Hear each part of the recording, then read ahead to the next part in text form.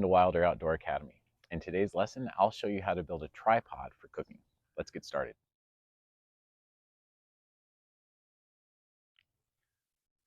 So for today's lesson, you'll need a few things. The first thing you'll need is about 5 feet of rope or paracord, as well as a shorter piece. It's about 2 feet long. So 2 pieces of paracord, one that's about 5 feet, one that's about 2 feet. You'll need 3 long sticks. These are about 4.5 feet long.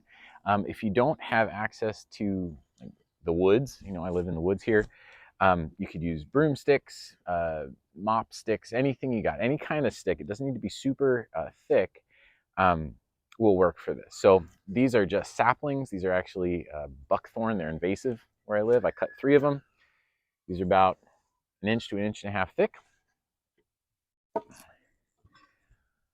For the method I'll show you today, you'll need what's called an S-hook. So these are available at hardware stores, but it's just a little piece of metal in the shape of an S that lets us hang stuff. And the last thing you'll need is something to cook with a handle. So here I have a cast iron pot. You can go to a secondhand store, Goodwill, Salvation Army. As long as it's got something that it can hang from, what I'm going to show you today will work.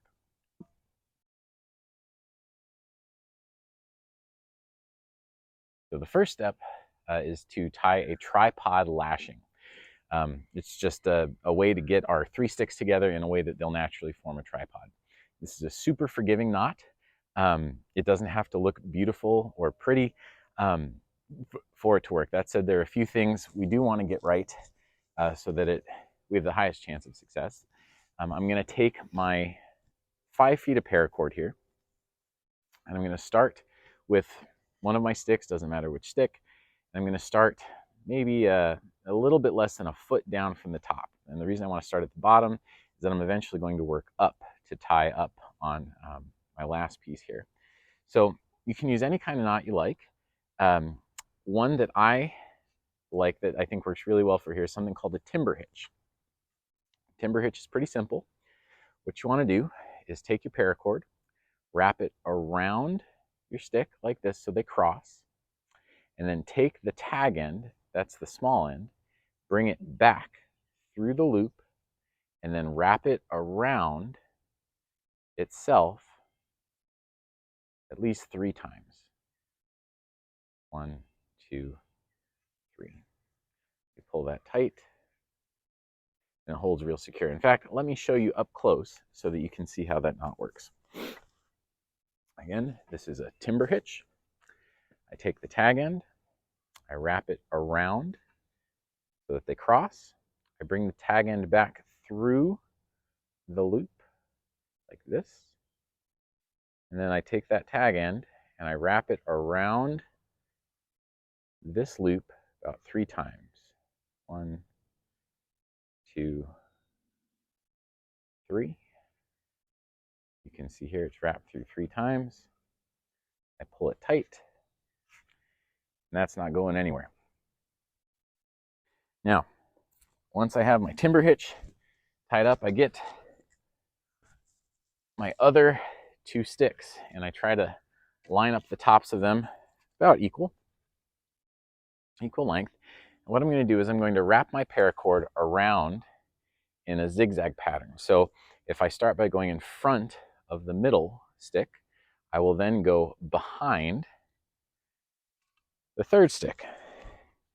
Now that I've got that, I'm going to go back around, go in front of that 3rd stick, go behind the middle stick. Now I mentioned there are a few things we want to get right to make sure that this is successful. One of the things we want to do is keep this tight. So when we're going back and forth, around, behind, front, behind, and front, behind, and front, we want to kind of cinch these down, make them close together so there's not a lot of space. Bring them close together and make sure that they are tight. And we don't need to do this a ton of times, but I'm going to do it 3 times. That should work for me. 3. That should be time number 2. Let's do number 3. And here we are. Now, once we get to the end of this, what we want to do is take our tag end and we're going to wrap it around each of the spaces between our sticks. So for this one, I'm going to wrap it around probably 3-4 times. I go through the sticks and wrap it real tight so that the sticks don't move up and down. Once I do that on one of them, I just move over to the next one, do the same thing. Wrap them up in between, like so.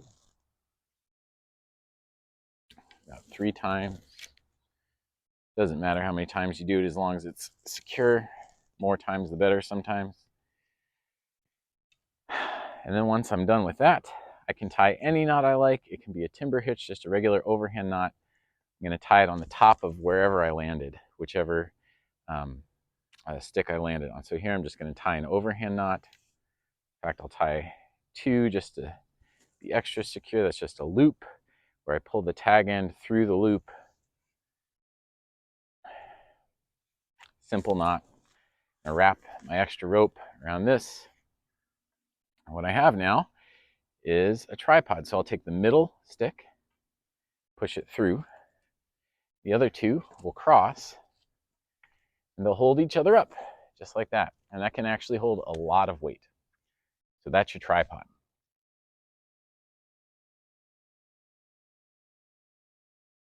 Okay, so once you have your tripod set up, you're going to take your shorter piece of rope, and we're going to create the loops that our container is going to hang from. So on this, I want to tie 2 knots, 1 on each end. I'll show you the more advanced knot first. This is called a bowline knot. With a bowline knot, there's a story that goes with it. We have a rabbit and a tree. That rabbit has a hole that we make by twisting the cord. We take the rabbit, it runs up through its hole, goes up through the hole, then around the tree this way, and then it goes back down into the hole, and you pull the tree to make it tight. Don't pull the rabbit, pull the tree. You get a loop like that. I'll show you that one more time.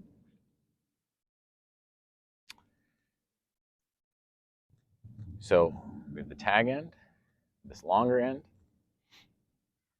A tag end is a rabbit. That rabbit has a hole, which we make by making a little twist. Just twist, like that. Pinch that with our fingers. The rabbit comes up through the hole. Actually, let me get a little bit more line at the bottom there. The rabbit comes up through the hole,